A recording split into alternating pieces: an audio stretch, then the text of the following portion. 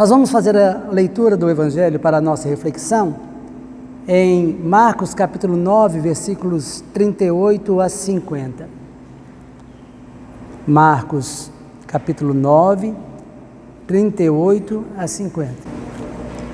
Eu gostei do modelo que a gente fez nas leituras anteriores, então não vou monopolizar a leitura, né? Vamos fazer alternadas da mesma forma a leitura em Marcos 9, 38 a 50. E diz assim: João disse: Mestre, vimos um homem que expulsa demônios pelo poder do nome do Senhor, mas nós o proibimos de fazer isso porque ele não era do nosso grupo. Jesus respondeu-lhe: Não o proíbam, pois não há ninguém que faça milagres pelo poder do meu nome e logo depois seja capaz de falar mal de mim. Porque quem não é contra nós é por nós. Eu afirmo a vocês que isso é verdade. Quem bebe um copo de água às vezes, porque vocês são de Cristo, com toda certeza receberá a sua recompensa. Jesus continuou: Quanto a estes pequeninos que creem em mim, se alguém for culpado de um deles me abandonar, seria melhor essa pessoa que ela fosse jogada no mar com uma grande pedra amarrada no pescoço.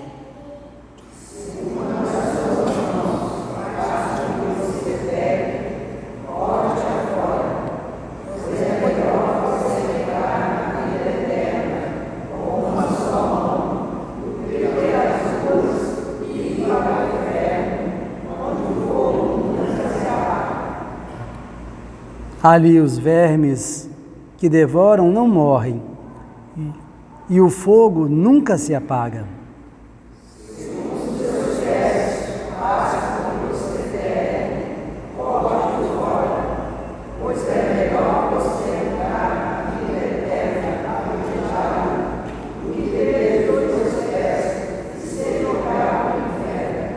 Ali os vermes que devoram não morrem, e o fogo nunca se apaga.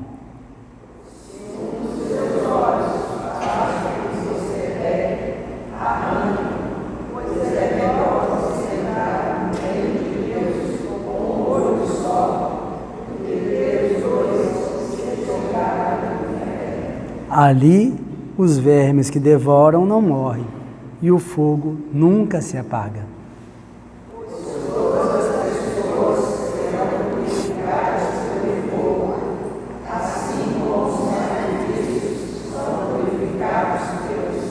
Todos. O sal é uma coisa útil, mas se perder o gosto, como é que vocês poderão lhe dar gosto de novo? Tenham um sal em vocês mesmos e vivam uns com os outros. O Evangelho de Marcos, ele tem algumas características que lhe são próprias. E uma pergunta central do Evangelho de Marcos é: quem é Jesus?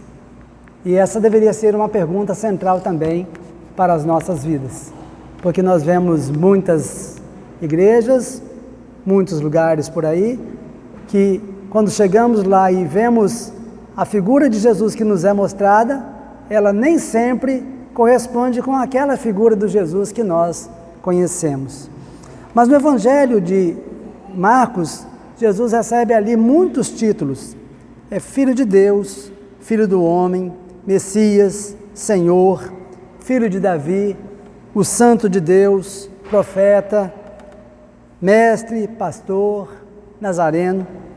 E cada título, ele destaca uma perspectiva da interpretação de como Jesus foi visto pela comunidade e qual foi o significado da vida de Jesus para a sua vida e para a sua fé. Então, o que interessa aqui é reafirmar que as respostas não são simplesmente retórica. Para a comunidade de Marcos, A verdadeira resposta implica no seguimento de Jesus, no seguimento das práticas de Jesus, no seguimento do Evangelho como um todo, não só como algo que está sendo passado, eu aprendi e estou repassando, mas tem que fazer sentido, é algo que realmente tem que ser vida, né?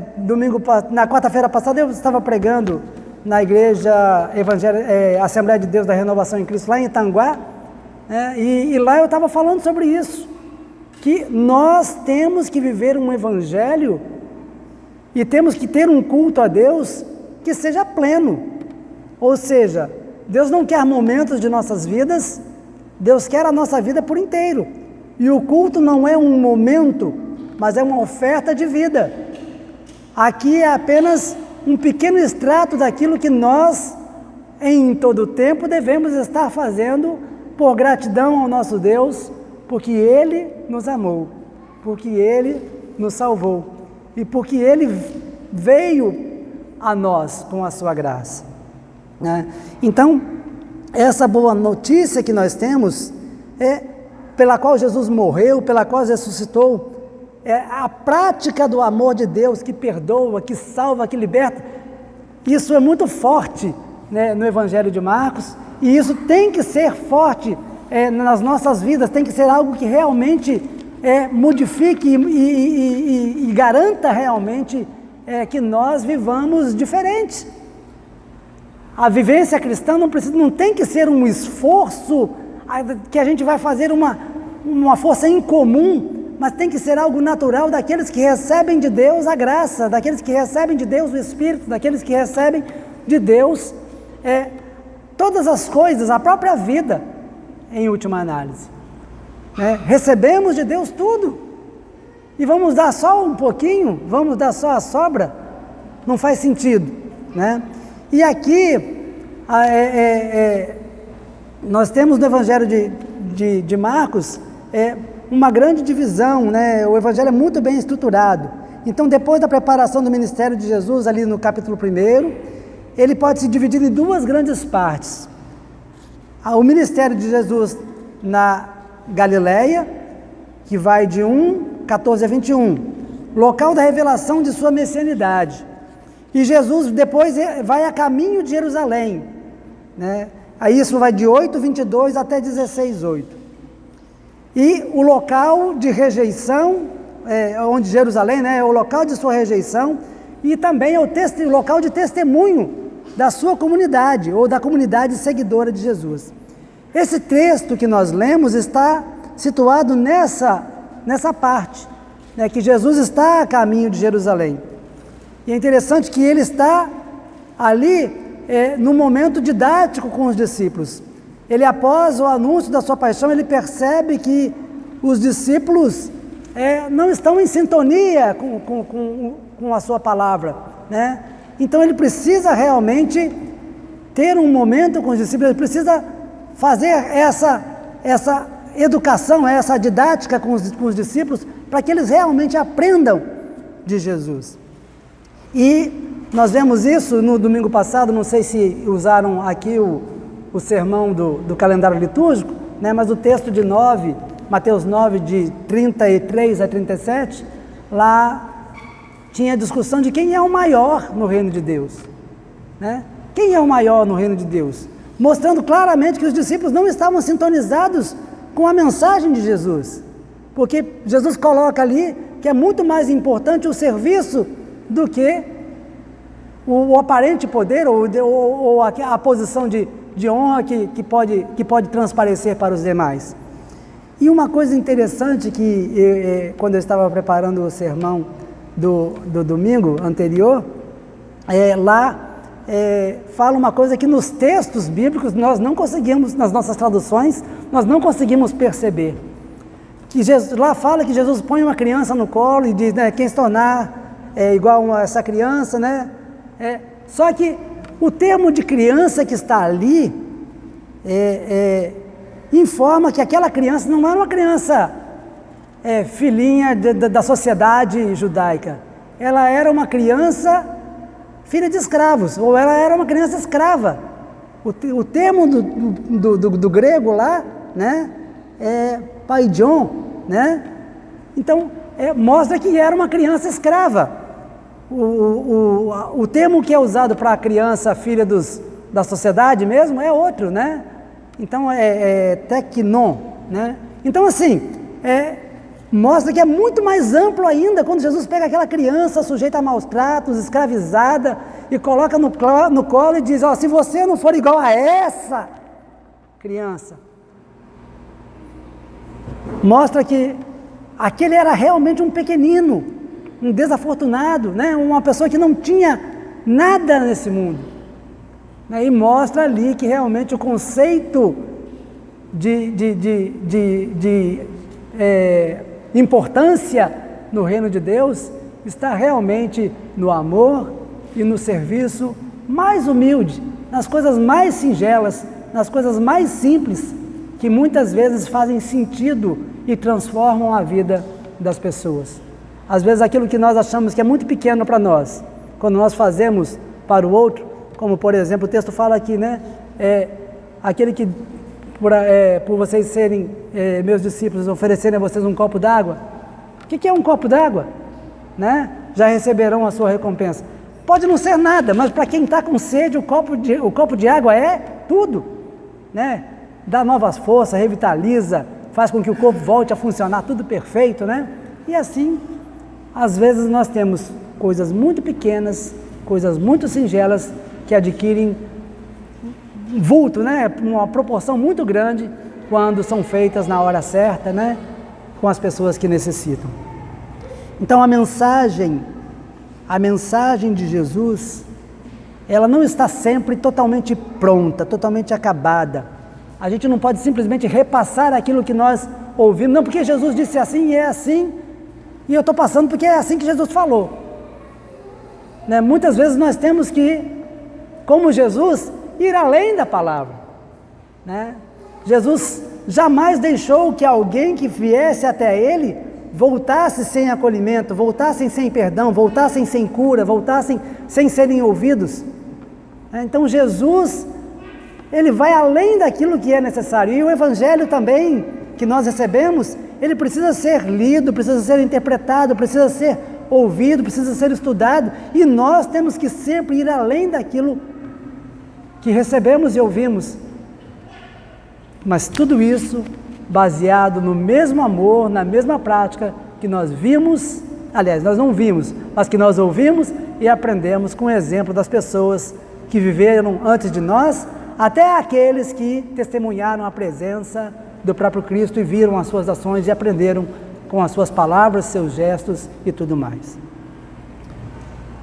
Então, essa perícope de Marcos, capítulo 9, 38 a 50, Jesus nos ensina a tolerância para aqueles que são de fora, e com isso nos prepara para saber dialogar com aquele que não participa da nossa comunidade, aquele que não é do nosso grupo. Então, em matéria de prática e de fé, é necessário aprender continuamente a discernir as situações, as ações das pessoas, as motivações das pessoas, a finalidade e até mesmo a validade, o benefício do que esta ação em nome do Evangelho está fazendo para as pessoas que estão recebendo essa palavra. E aqui, nesse texto, nós vemos os discípulos proibindo um homem que estava expulsando um demônio, porque ele não era do grupo, não era do grupo dos discípulos, era de fora, né? E o que Jesus diz?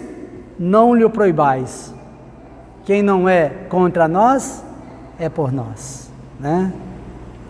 Então revela uma abertura para pessoas que, mesmo crendo em Jesus, mesmo fazendo o bem aos outros, ainda não seguem a Jesus estritamente da maneira como nós seguimos. E às vezes nós julgamos ou queremos ter o mérito, ou queremos ser nós os detentores da palavra de Deus, ou os detentores da autoridade de Jesus, né? E sermos os únicos que somos autorizados a falar em nome de Jesus, e vemos às vezes com olhos discriminatórios, né? Olhos que julgam as pessoas, que aqueles que estão lá fora não são capazes das mesmas ações de Jesus, né? De amar, de perdoar, de expulsar demônios, de fazer aquilo que Deus espera de todos nós. Então, há uma polêmica constante, né, que muitas vezes gera divisões em nosso meio, gera divisões na igreja, nos afasta uns dos outros, porque às vezes nós lutamos pelas mesmas posições de autoridade e de poder que os discípulos estavam lutando. E a maioria das divisões das igrejas, a maioria das vezes que pessoas saem das igrejas para formarem outras comunidades e carregam para lá todo o peso do seu pecado da divisão, né? Porque Jesus pede que todos, ele ora, né? Em João 17, né? Que todos sejam um a fim de que o mundo creia. Então cada divisão de igreja, cada vez que nós nos separamos um dos outros, nós estamos pecando contra a vontade de Deus, de sermos um para que o mundo creia. Então, a palavra de Jesus é: quem não é contra nós é por nós. E aí inclui todas as pessoas que de alguma forma servem a Deus no amor, no serviço às pessoas. Os discípulos ali naquele momento não julgaram o bem que foi feito para a pessoa. Eles não conseguiram expulsar os demônios, né? E ficaram ali acusando ou proibindo aquela pessoa de fazer o exorcismo, porque não eram do grupo. Então nós não temos esse poder, essa autoridade de sermos os únicos donos da palavra de Deus, né? E é interessante que na sequência, Jesus, ele radicaliza o seu ensinamento, né, dizendo que no versículo 42, quanto a esses pequeninos que creem em mim, se alguém for culpado de algum deles me abandonar, seria melhor que essa pessoa que ela fosse jogada no mar, com uma grande pedra amarrada no pescoço.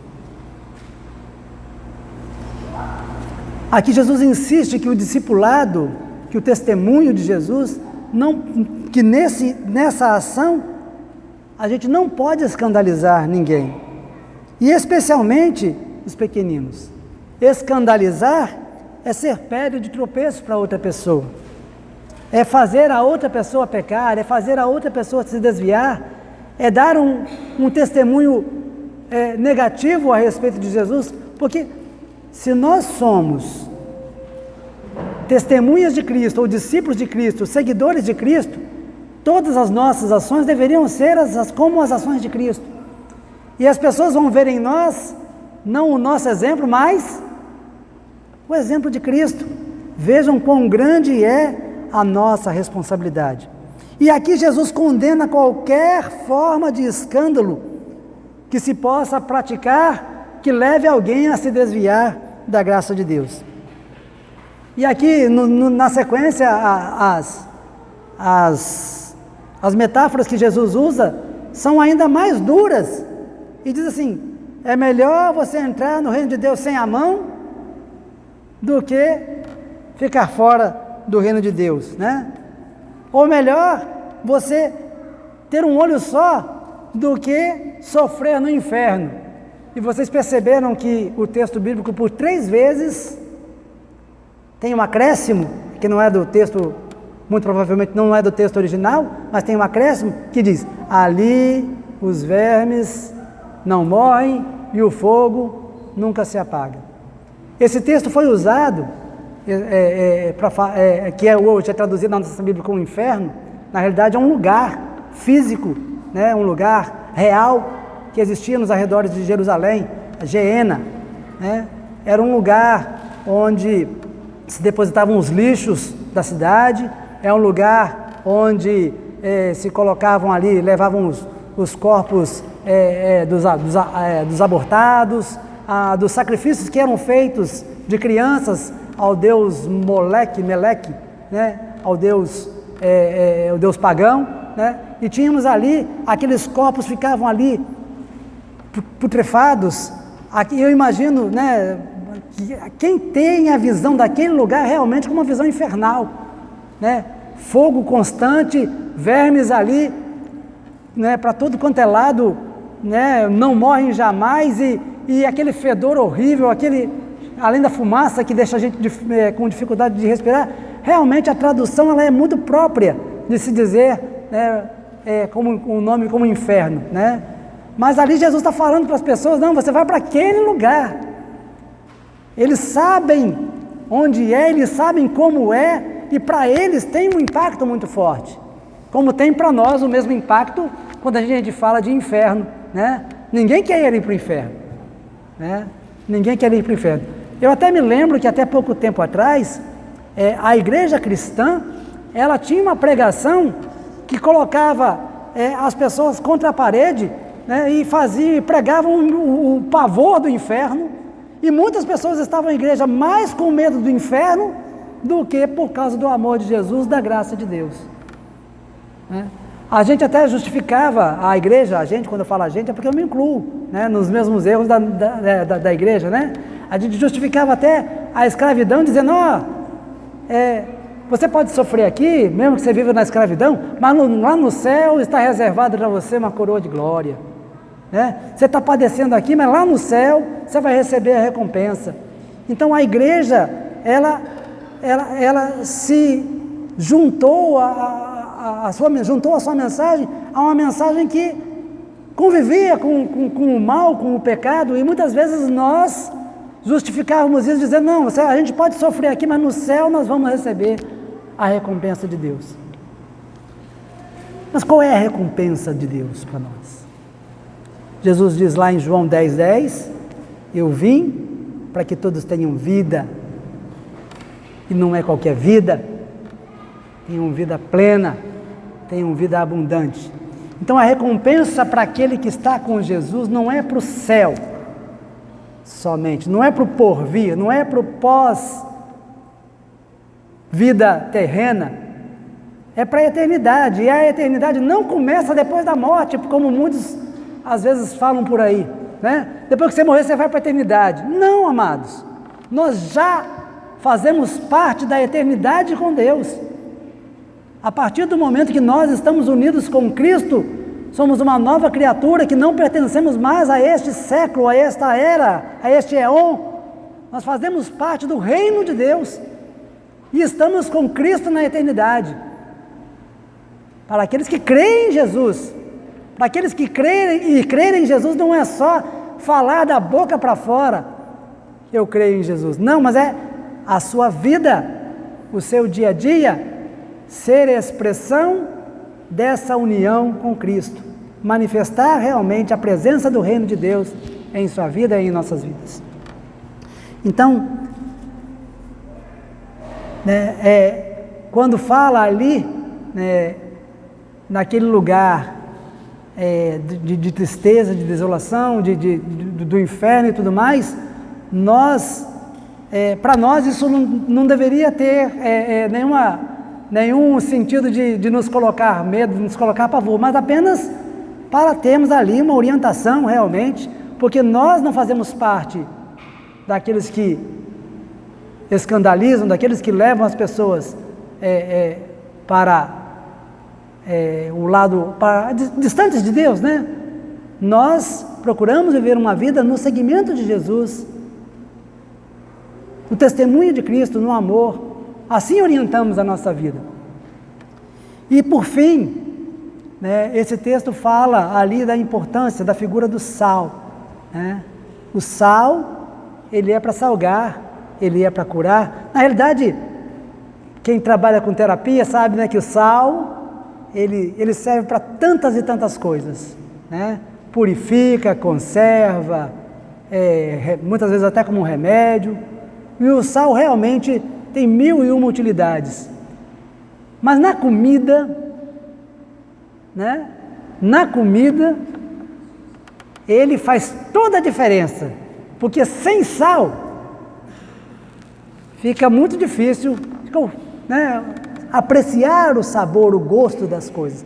O sal realça o sabor, realça o gosto. Mas também, quando salga demais, né, então também fica impossível de sentir o sabor. Então, a gente precisa ter a medida certa para o sal. Não podemos ser mais do que somos, não podemos também deixar de ser. O Senhor Deus nos chamou e essa palavra, ela nos traz esse ensinamento a respeito da autoridade, a respeito da nossa prática, a respeito da forma como nós devemos nos relacionar com as pessoas de fora. Nós não somos melhores do que ninguém, nós somos iguais uns aos outros, independente de cor, de raça, de sexo, de idade, de posição social, independente de todas as coisas. Opção sexual, que hoje está com a possibilidade até mesmo de dividir a nossa igreja, né? Então, o que é que realmente importa para nós? É vivermos uma vida de seguimento a Cristo, o testemunho de Cristo. Qual é a nossa referência? Aquilo que Jesus Cristo disse, aquilo que Jesus Cristo ensinou, mas acima de tudo aquilo que Jesus Cristo fez, o exemplo que Ele nos deixou.